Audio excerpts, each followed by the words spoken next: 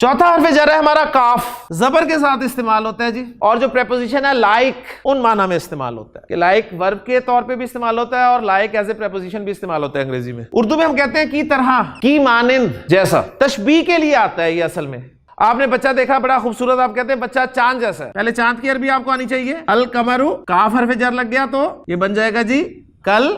قمری، شیر جیسا، کل اسدی۔ پھر آج کل ہمیں ایک بہت بڑا مسئلہ ہے، دودھ پانی کی طرح، تو پانی کی طرح کی عربی کیا ہوگی جی؟ کل مائی، پانی کی طرح۔ قرآن مجید میں اللہ تعالیٰ نے فرمایا یوم یکون الناس کالفراش المبثوث، جب قیامت آئے گی تو تمام انسان بکھرے ہوئے پتنگوں کی طرح ہو جائیں گے۔ تشبیہ دی ہے، پتنگے آپ کو پتہ ہے بارش کے بعد عام طور پہ نظر آتے ہیں، جب آپ صبح باہر دروازہ کھولتے ہیں تو زمین پہ کیسے پڑے ہوئے نظر آ رہے ہوتے ہیں؟ زمین پہ پڑے ہوئے دیکھا کریں، آپ کو ایک جھجری سی ہوتی ہے انہیں دیکھ کے، تو گویا وہ جو زلزلہ،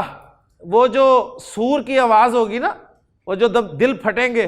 تو تمام کے تمام انسان وہاں مر جائیں گے آواز سن کے، تو ایسے پڑے ہوں گے جیسے بکھرے پتنگے آپ کو صبح نظر آتے ہیں۔ یا تشبیہ اس حوالے سے دی گئی کہ پتنگے جو ہیں وہ لائٹ کی طرف آتے ہیں، کوئی ادھر سے آ رہا ہوتا ہے، کوئی ادھر سے آ رہا ہوتا ہے، کوئی ادھر سے آ رہا ہوتا ہے، کوئی ادھر سے آ رہا ہوتا ہے،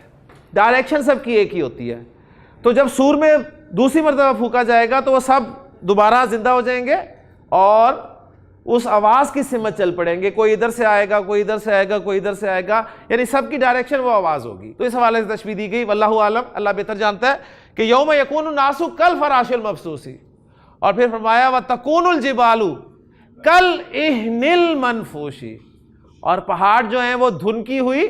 رنگین اون کی طرح ہو جائیں گے، بالکل ہمارے محاورے میں کہیں گے کہ وہ روئی جو ہے اس کی طرح ہو جائیں گے۔ تو یہ کاف تھا جی تشبیہ کے لیے۔